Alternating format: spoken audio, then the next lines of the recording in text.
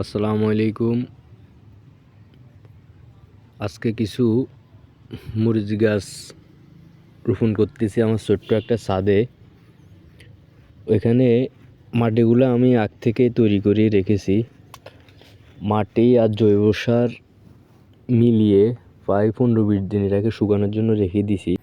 প্রায় 15-20 দিন পরে মাটিগুলো শুকাইছে। এখন গাছ রোপণ করার উপযুক্ত সময়। তাই বাজার থেকে কিছু এলসি জাতের মরিচ গাছ এনে আজকে রোপণ করতেছি। প্রথমে যে প্যাকেটটা আছে ওইটা কেটে নিছি, কিন্তু ভিতরের মাটিগুলা একটু উর্বরতার কারণে এটা কাটার সাথে সাথে মাটিগুলা ভেঙে পড়ে যাইতেছে। তাও সমস্যা নাই, আসলে শিকড় গুঁড়ো না ছিললেই ওটা ভালোভাবে রোপণ করে দিলে হবে। রোপণ করার পর অবশ্যই যথেষ্ট পরিমাণ পানি দিবেন। প্রথম 1-2 দিন পানি না দিলেও চলবে, কিন্তু 2-3 দিন পর থেকে প্রতিদিন বিকালে বা সকালে যে সময় পান প্রতিদিন কিছু পানি দিবেন।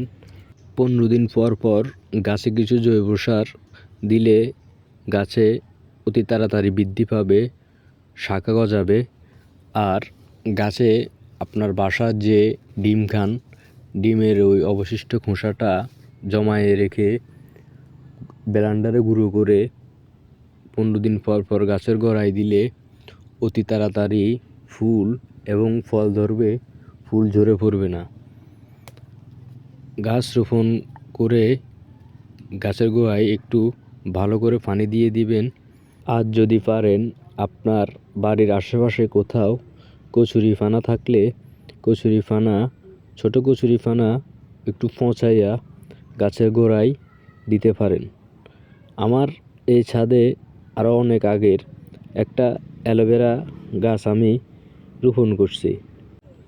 সবাই ভালো থাকবেন, সুস্থ থাকবেন। আল্লাহ হাফেজ।